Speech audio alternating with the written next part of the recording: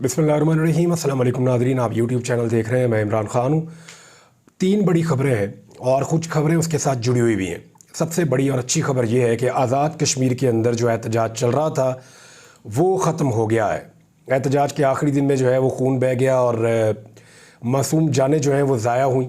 इसके ऊपर इंक्वायरी ज़रूर होनी चाहिए कि वो क्यों हुआ। जो मकामी सहाफ़ी हैं, कुछ उनका ये क्लेम है कि जिस वक्त मुतालबात तस्लीम हो गए तो वहाँ पे लोग जश्न मना रहे थे, वो खुश हो रहे थे और फिर अचानक तसादुम हुआ और उसके नतीजे में गोली चली और मासूम जानें ज़ाया हो गई। 3 लोगों की शहादत की इत्तला आ रही थी, बहुत सारे लोग ज़ख्मी भी हो गए। फिर काफ़ी देर तक लड़ाई चलती रही, उनका नमाज जनाजा अदा किया गया और फिर जो आज़ाद कश्मीर के अवाम हैं उन्होंने साबित किया कि वो आज़ाद हैं। उन्होंने अपना हक छीन लिया। यानी ये पूरे पाकिस्तान के लिए इसमें सीखने के लिए बहुत कुछ है कि कैसे गिलगित बल्तिस्तान के लोगों ने, कैसे आज़ाद कश्मीर के लोगों ने बहुत कम तादाद होने के बावजूद और वसाइल भी कम होने के बावजूद अपना हक मांगा और अपना हक छीन लिया, हुकूमतों को घुटने टेकने पर मजबूर किया। इससे पहले गिलगित बल्तिस्तान के लोग अपना हक हासिल कर चुके थे, यूनिटी के साथ, इत्तेफाक के साथ अपने मुतालबात मनवा चुके थे और अब जो है वो आज़ाद कश्मीर के लोग भी कामयाब हुए हैं। तो ये एक बहुत बड़ी कामयाबी है। आटा उनको मिलेगा 1000 रुपये का थैला, बाकी पाकिस्तान में आपको पता है 3000 तक भी गया है। तो आधी कीमत में, बाकी पाकिस्तान की निस्बत आधी से भी कम कीमत में आटा मिलेगा आज़ाद कश्मीर के शहरियों को, जबकि बिजली उन्हें 10 गुना 8 गुना कम कीमत पे मिलेगी। तो ये उनकी बहुत बड़ी कामयाबी है। उन्होंने अपने हुक्मरानों को भी जकड़ दिया है और उनके जो प्रोटोकॉल्स हैं, जो उनके ऊपर बहुत ज़्यादा पैसा खर्च होता है, उसके ऊपर भी एक चेक उन्होंने बांध लिया है। तो ये आज़ाद कश्मीर के शहरियों की एक बहुत बड़ी कामयाबी है और उनको मुबारकबाद। और बाकी पाकिस्तान के लिए इसमें सीखने के लिए है कि अगर आप अपने मौक़िफ़ के ऊपर डट जाए और हक बात के ऊपर इत्तेफाक और इत्तेहाद के साथ खड़े हो जाए और फिर पीछे ना हटें, तो जितनी मर्जी जालिम हुकूमत हो उसको घुटने टेकने पड़ते हैं। अब आज़ाद कश्मीर की हुकूमत ये कहती है कि हम तो चाहते थे कि 11 तारीख को ये मुआहिदा हो जाए और ये नोटिफिकेशंस हो जाएं, लेकिन इस्लामाबाद ने नहीं किया उस वक्त। बहरहाल देर आए दुरुस्त आए, ये मामला हल हो गया। ये मामला खून बहने के बगैर भी हल हो सकता था, खून बहाए बगैर ये मामला बड़े आसानी के साथ हल हो सकता था, लेकिन इस हुकूमत की ये कैपेसिटी नहीं है। इन्होंने पहले मामला पूरा ख़राब किया, जब पानी नाक से ऊपर गया और उनको गोते आए तो फिर मजबूरन इन्होंने ये सारा काम किया है। एक ये बड़ी खबर थी। दूसरी जो सबसे बड़ी खबर है आज की, जो पॉलिटिकल, जो पाकिस्तान का फ्रंट है उसके ऊपर सबसे बड़ी हेडलाइन हो सकती है या जिसने सबको हिला कर रख दिया है, वो खबर है इमरान खान साहब का सामने आ जाना। इमरान खान साहब जो हैं वो 5 अगस्त 2023 के बाद से लेकर अब तक वो नज़र नहीं आए। उन्हें जब गिरफ्तार किया गया था उसके बाद से उन्हें गायब कर दिया गया। ना लोग उनकी आवाज़ सुन पाए, ना लोग उनको देख पाए, ना उनकी वीडियो देख पाए, ना उनकी बॉडी लैंग्वेज देख पाए। सिर्फ एक तस्वीर जारी हुई थी 7 फरवरी की रात को, 7 फरवरी की रात या 6 फरवरी की रात को हुई थी। तो उसका इम्पैक्ट आपके सामने है कि पूरे पाकिस्तान में किस तरह लोगों ने उसको फैलाया था और किस तरीके से पूरे पाकिस्तान में वो वायरल हो गई थी और इलेक्शन के नताइज के ऊपर उसने कितना असर डाला था। तो ये तो बात आप क्लियर कर लें कि इमरान खान साहब 5 अगस्त के बाद से लेकर अब तक उस एक तस्वीर के अलावा नज़र नहीं आए। मौजूदा हुकूमत ने या निज़ाम ने ऐसा बंदोबस्त किया कि उन्हें लगता है कि इमरान खान अगर दिखाई देगा तो उसका असर बढ़ेगा। वो एक कहावत है उर्दू में, उसे कहते हैं कि आँख हो चल पहाड़ हो चल। तो यानी अगर बहुत बड़ा पहाड़ भी है, अगर आपको नहीं दिखाई दे रहा तो फिर आप फारिग हैं, अब वो उसकी अहमियत ख़त्म हो जाती है। ये उर्दू की एक कहावत है, लेकिन इसको भी इमरान खान ने गलत साबित किया है। इमरान खान को ओझल रखा गया लोगों की नज़रों से, उन्हें सामने नहीं आने दिया गया। वो नज़र भी नहीं आ रहे थे, इसके बावजूद लोग उनको फॉलो कर रहे थे और वो पाकिस्तान की सबसे बड़ी सियासी हकीकत है। अब हुआ ये है कि लोगों ने आवाज़ भी नहीं सुनी, लोगों ने देखा भी नहीं, कोई वीडियो भी नहीं देखी इमरान खान की, इसके बावजूद वे इमरान खान को फॉलो करते हैं। और आज लोग सबसे ज़्यादा जिस चीज़ की ख्वाहिश रखते हैं वो ये है कि इमरान खान नज़र आए, उसकी बात तो सुने कि वो जेल के अंदर कैसे हैं। अब इमरान खान की बॉडी लैंग्वेज बहुत मैटर करती है। जो लोग बाहर आते हैं वो आकर बताते हैं जी बड़े बाइसेप बने हुए हैं, बड़े फिट हैं इमरान खान साहब, फिज़िकली बहुत लेवल के फिट हैं। और जो लोग मिलकर आते हैं वो कहते हैं जी कि वो परेशान भी नहीं है, बड़ी पॉजिटिव उनकी बॉडी लैंग्वेज है। ये इमरान खान साहब के बारे में लोग आकर बताते हैं। लेकिन पाकिस्तान के अवाम उन्हें देखना चाहते हैं, चाहे वो पाकिस्तान में चाहे दुनिया भर में। फिर उनके फॉलोअर बहुत बड़ी तादाद में पूरी दुनिया में इमरान खान साहब के। तो मेरे ख्याल में ये एक बहुत बड़ी वायरल वीडियो बन जाएगी अगर इमरान खान सामने आ गए। ये हुआ कैसे, इसके बारे में मैं आपको बता देता हूँ। ये कहानी है सिर्फ 10 मिनट की। जो समाअत के पहले 4 मिनट से ना ये केस चल रहा है सुप्रीम कोर्ट ऑफ पाकिस्तान में, नैब तरामीम का एक केस है। जब नैब के अंदर तरामीम कर दी थी पीडीएम की हुकूमत ने इक़्तिदार में आने के बाद, और नैब के दांत तोड़ दिए थे कि नैब तमाम चोरों को छोड़ने पर मजबूर हो जाए, तो उसके खिलाफ पाकिस्तान तहरीक इंसाफ ने एक पटिशन डाली थी। वो केस अभी भी एक और अपील के अंदर चल रहा है सुप्रीम कोर्ट ऑफ पाकिस्तान में। 5 रुकनी लार्जर बेंच उसको सुन रहा है। इसके अंदर जो जज साहिबान हैं उनमें कादी फायदीसा, अतर मिनुल्ला, मंदोखेल साहब हैं, अमीनुद्दीन साहब हैं और हसन रजा रिजवी साहब हैं। ये 5 मुअज़्ज़िज़ जज साहिबान वहाँ मौजूद हैं। इस केस के अंदर नुक्ता उठाया गया कि इमरान खान साहब को तो इसमें पेश होना है और वो पेश इसमें होना चाहते हैं, और क्योंकि इमरान खान साहब इसके अंदर हिस्सा है, इस केस के अंदर वो एक फ़रीक है। तो जब ये मामला उठाया गया तो कादी फायदीसा साहब ने बज़ाहिर ऐसा लगा कि वो नहीं चाहते कि इमरान खान साहब पेश हों। जो मैं क्योंकि कानून का छोटा सा ही तालिब इल्म हूँ, मैं ज़्यादा जानता नहीं हूँ, लेकिन जो मैंने देखा और सुना और जो लोगों से बात की उसमें मुझे ये सब ने बताया कि कादी साहब नहीं चाहते थे कि इमरान खान साहब को वीडियो लिंक पे पेश किया जाए। लेकिन फिर जज साहिबान 5 मिनट के लिए अंदर गए और जब वापस आए तो फिर जो हुक्म जारी हुआ वो अब आप देख लें। सुप्रीम कोर्ट ने नैब तरामीम केस में इमरान खान को बजरिया वीडियो लिंक पेश होने की इजाज़त दे दी। नैब तरामीम का लदम करार देने के खिलाफ हुकूमती अपीलों पर समाअत हुई। प्रोसिक्यूटर जनरल नैब और वकील पंजाब हुकूमत दोनों ने कहा कि इस केस में हम वफाकी हुकूमत के दलाइल को ही अपनाएंगे। एडवोकेट जनरल खैबर पख्तूनख्वा ने कहा कि हम नैब तरामीम को कलदम करार देने के फैसले की हमायत करते हैं। जस्टिस अतर मिनुल्ला ने रिमार्क्स दिए कि यह मामला नैब की पॉलिटिकल इंजीनियरिंग में मुलव्वस होने से मुताल्लिक है। इमरान खान ने अदालत में ज़ाती हैसियत में पेश होने की दरख्वास्त की है। अगर वो बजरिया वीडियो लिंक पेश होना चाहें तो हो सकते हैं। तो इस तरह से इमरान खान साहब जो हैं वो, उनको वैसे फिजिकली आना चाहिए था। सुप्रीम कोर्ट ऑफ पाकिस्तान में मैटर है और सुप्रीम कोर्ट को ऑर्डर देना चाहिए था, लेकिन वीडियो लिंक के ज़रिए पेशी का कहा गया है कि इमरान खान साहब को वीडियो लिंक के ज़रिए पेश किया जाए, क्योंकि निज़ाम पूरा का पूरा जानता है, जजेस भी जानते हैं कि अगर इमरान खान को जेल से निकाला तो सुप्रीम कोर्ट तक आने में उनको कई दिन लग जाएंगे।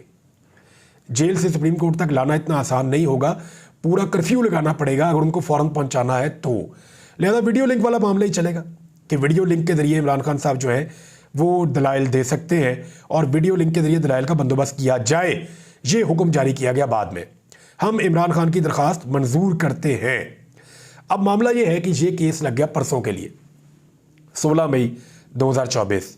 5 अगस्त 2023 से लेकर 16 मई 2024 तक इमरान खान साहब को किसी ने देखा सुना नहीं है, उनकी कोई वीडियो नहीं आई। अब अगर इमरान खान साहब आ जाते हैं तो ये कमरा नंबर 1 है अदालत का, जहाँ पे लार्जर बेंच बैठा है। इसकी समाज जो है वो, उसकी लाइव वीडियो चलती है टेलीविजन के ऊपर। इमरान खान साहब को टेलीविज़न पे दिखाने पे पाबंदी है। सुप्रीम कोर्ट ऑफ पाकिस्तान को टेलीविज़न पे दिखाना होता है। अब इमरान खान साहब बतौर पटिशनर जब सुप्रीम कोर्ट ऑफ पाकिस्तान में आकर बैठेंगे तो क्या पाकिस्तान टेलीविज़न या नेशनल टेलीविज़न सुप्रीम कोर्ट की प्रोसीडिंग को रोक के ना दिखाने पर मजबूर हो जाएंगे? अगर ये करते हैं तो एक नया मसला है, और अगर इमरान खान को दिखाते हैं तो एक और मसला है। तो एक अजीबोगरीब चीज़ में वो फंस गए हैं। सबसे पहले तो वहाँ मौजूद जो लोग होंगे अदालत में, एक तो बहुत बड़ी तादाद में लोग जाएंगे, वो चाहेंगे कि इमरान खान को देखें, सुने कि वो क्या कहते हैं, विटनेस करना चाहेंगे। सुप्रीम कोर्ट के बाहर बहुत बड़ी तादाद में रश मौजूद होगा, वकला बहुत बड़ी तादाद में जाएंगे, सहाफ़ी जाएंगे।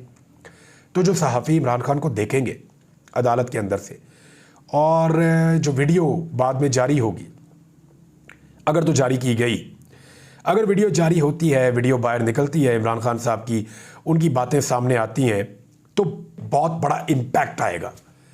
यानी ये होगा कि जो निज़ाम इमरान खान को छुपा कर रख रहा है, उन्हें कमज़ोर करने के लिए, ताकि लोग उन्हें भूल जाएं, उनकी वीडियो, उनकी ऑडियो नहीं आने दे रहा, वो निज़ाम अब किस तरह इमरान खान साहब को अदालत के रूबरू वीडियो लिंक पर पेश होने देगा। अगर तो पेश होने देगा तो ठीक है, नहीं होने देगा तो फिर कादी फायदीसा साहब के ऊपर एलिगेशन आएगा कि वो अपने फैसले पर अमल दरामद नहीं करवा पाए। फिर हुकूमत को और इंतज़ामिया को तौहीन अदालत का सामना करना पड़ेगा। तो एक बड़ी अजीबोगरीब सूरत हाल बन गई है हुकूमत के लिए भी और अदालत के लिए भी। अब क्योंकि ऑर्डर हो गया है तो इमरान खान साहब को पेश करना पड़ेगा वीडियो लिंक के जरिए।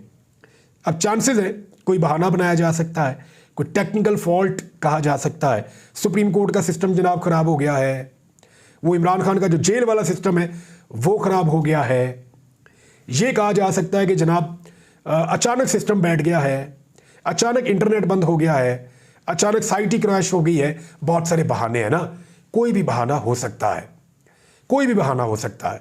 लेकिन किसी बहाने के बाद इस बहाने को कितनी देर तक कंटिन्यू किया जा सकता है, ये एक बड़ा सवाल है। अदालत कह सकती है कि अगली पेशी पे ले आए, आज नहीं हुआ तो कल कर लें, हम इमरान खान को कल सुन लेते हैं, परसों सुन लेते हैं।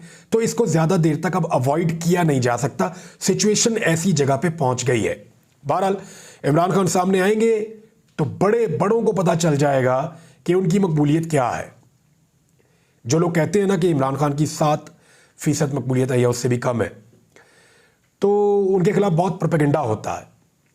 हालांकि उन्होंने 2/3 अक्सरियत से कौमी असम्बली में कामयाबी हासिल की है, पंजाब असम्बली में भी। अब वही इमरान खान जब पब्लिक के सामने आएगा तो इतने महीनों की जो मेहनत है वो सारी की सारी निज़ाम की ज़ाया हो जाएगी और इमरान खान का तोती बोलने लगेगा मुल्क में एक दफ़ा फिर। और आप देखिएगा कि पाकिस्तान के अंदर जो वायरल होने वाली वीडियोस है उनमें सबसे ज़्यादा वायरल वीडियो ये होगी अगर इमरान खान को मौका मिल गया तो, और मौका तो देना पड़ेगा, अब इसके अलावा चारा कोई नहीं है, निज़ाम फंस गया है। दूसरी जानिब एक बहुत बड़ी खबर आई है, वो बड़ी खबर यह है कि जस्टिस बाबर सत्तार ने एक क्लेम किया है। पहले गौर से सुने उन्होंने कहा गया, उनके 2-3 जुमले बहुत इंपॉर्टेंट है। उन्होंने कहा कि मुझे पैगाम दिया गया, जुमला है मुझे पैगाम दिया गया, यानी डायरेक्टली किसी ने नहीं कहा लेकिन मुझे पैगाम दिया गया। पैगाम तो फिर मैं किसी को पैगाम देना चाहूँ किसी के थ्रू भी दे सकता हूँ ना, किसी के थ्रू ही दूंगा ना। खुद कहूँगा तो मैं खुद से कहूँगा कि मैंने उसे कहा या उसे बताया या डिमांड किया या मुतालबा किया। अगर मैं किसी और को कहूँगा, बराह रास्त नहीं कह रहा, तो फिर पैगाम दिया गया का लफ्ज़ इस्तेमाल होगा। मुझे पैगाम दिया गया पीछे हट जाओ। और ये केस है ऑडियो लीक्स वाला। जस्टिस बाबर सत्तार ने अदालती उमूर में मुदाखलत का एक बड़ा इंकशाफ कर दिया, एक ख़त और लिख कर। आज बहुत बड़ा दिन था, आज तौहीन अदालत के मुकदमात भी लगे हैं, जस्टिस मोहसिन अख्तर कियानी साहब के हवाले से और जस्टिस बाबर सत्तार के हवाले से। उन्होंने कहा कि chief justice Islamabad high court को ख़त में इंकशाफ किया कि ऑडियो लीक केस की समाअत के दौरान सिक्योरिटी एस्टेब्लिशमेंट के आला हुकाम की जानिब से पीछे हट जाने के पैगामात मौसूल हुए। पैगामात मौसूल हुए, एक पैगाम नहीं था, ज़्यादा पैगामात थे, वो उनको मौसूल हुए सिक्योरिटी एस्टेब्लिशमेंट के आला हुकाम की जानिब से, यानी वो आला ओहदेदारान हैं जिनकी जानिब से मौसूल हुए। और ऑडियो लीक्स के केस में अदालत के सामने सवाल था कि क्या शहरियों की निगरानी करने की इजाज़त देने वाला कोई कानूनी निज़ाम मौजूद है। इसके जवाब में अदालत ने वफाकी हुकूमत की मुतल्लिका वजारतों, Pakistan telecommunication authority, Pakistan electronic media regulatory authority PEMRA और इसके अलावा ISI और IB और FIA समेत इंटेलिजेंस और तहकीकाती इदारों के सरबराहान को नोटिस जारी कर दिए हैं। ये तो एक तो नोटिस जारी हो गए। दूसरा जो बाबर सत्तार का लेटर है, उन्होंने कहा सिक्योरिटी एस्टेब्लिशमेंट के आला हुकाम की जानिब से मुझे पैगामात भेजे गए जिसमें मुझे कहा गया कि मैं शहरियों की निगरानी के निज़ाम और तरीक़ाकार की जांच से पीछे हट जाऊं। मैंने इस तरह की धमकियां मेरे हथकंडों पर कोई तवज्जो नहीं दी। यह भी नहीं सोचा कि इस तरह के पैगामात से इंसाफ के निज़ाम को नुकसान पहुंचने का खतरा है। उन्होंने अपनी पोजीशन बताई कि मैं इनसे डरा नहीं, घबराया नहीं, मैं अपना काम कर रहा हूँ, ये मुझ पर इन्फ्लुएंस नहीं कर सकते। हाँ, लेकिन मुझे मुदाखलत की गई है दोबारा से। अब कादी फ़ायदी साहब जो कहते हैं कि मेरे दौर में कोई मुदाखलत नहीं होती, तो ये सामने है।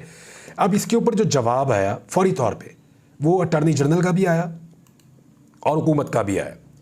अटॉर्नी जनरल ये कह रहे हैं कि जस्टिस बाबर सत्तार के खत पर अटॉर्नी जनरल का रद्द-ए-अमल कोई भी सिक्योरिटी अफसर बराह रास्त ना किसी जज से रब्ता कर सकता है, ना ऐसा कोई वाक़या रिपोर्ट हुआ। एक तो उन्होंने कहा ही नहीं कि मुझसे बराह रास्त रब्ता किया, उन्होंने कहा कि मुझे पैगामात भिजवाए गए, तो इसको आप क्लियर कर लें। दूसरा, उन्होंने कहा कि तासुर दिया जा रहा है कि कोई अदलिया और इंतज़ामिया के अंदर कोई खलीज पैदा हो गई है, ताल्लुकात ख़राब है, तो उन्होंने कहा तासुर वो गलत है। तीसरा, जो मामला एक्चुअली कहा गया वो ये समझाने की कोशिश कर रहे थे हुकूमत और वो दोनों, अटॉर्नी जनरल और हुकूमत वो दोनों ये कह रहे थे कि क्योंकि खुफिया एजेंसियों के पास सर्वेलेंस करने के मुख्तलिफ गैजेट्स हैं, वो जब इंटेलिजेंस के लिए सर्वेलेंस करते हैं तो उनके जो तरीक़ाकार हैं वो नहीं चाहते कि वो तरीक़ाकार पब्लिक हो जाए या लोगों को पता चले। तो हमने दरख्वास्त ये की थी कि ये जो केस की हेयरिंग है इसको सिर्फ इन कैमरा कर दिया जाए, यानी पब्लिकली इस केस को ना सुना जाए, इसको इन कैमरा कर दिया जाए, इसकी इंफॉर्मेशन बाहर नहीं जानी चाहिए, ताकि एजेंसियां जो सर्वेलेंस करती हैं, जो इंटेलिजेंस करती हैं, जो मालूमात इकट्ठी करती हैं, तो ये मामला बाहर ना जाए, वो तरीक़ाकार बाहर ना जाए। वो हमारे पास जो तरीक़ाकार है वो हम नहीं चाहते कि लोगों को पता चले। अच्छा, ये तो बड़ा फेयर है, लेकिन अगर ये बात करनी थी तो ये तो ओपन कोर्ट में की जा सकती है। क्या जजेस को, मैंने 2-3 लोगों से पूछा कि क्या जजेस को अदालत के बाहर अप्रोच कर सकती है हुकूमत या कोई और, तो मेरे दोस्तों ने मुझे बताया जो कवर करते हैं अदालतों को, उन्होंने कहा जी नहीं किया जा सकता। जजेस को जो आपने कहना है वो आपने ओपन कोर्ट में आकर कहना है कि जज साहब हमारी दरखास्त है, इसको इन कैमरा कर ले, ये हसास मामला है। आप जज को अलग से पैगामात नहीं भिजवा सकते, वो मुदाखलत तस्वर होगा। एक तो ये बात बड़ी क्लियर है कि अगर अलग पैगामात भिजवाए हैं तो मुदाखलत तस्वर होगा, और उसका एतराफ़ कर चुकी है हुकूमत भी और अटॉर्नी जनरल भी।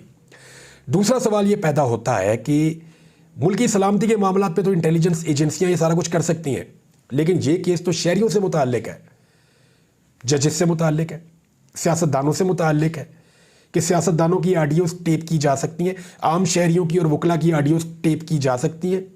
क्या जजेस के कमरों में कैमरे लगाए जा सकते हैं? ये वो सारी चीज़ें हैं जिनके ऊपर इस वक्त मुल्क में डिस्कशन चल रही है। बहुत सारे अहम तरीन मामला हैं जो इसके अलावा चल रहे हैं।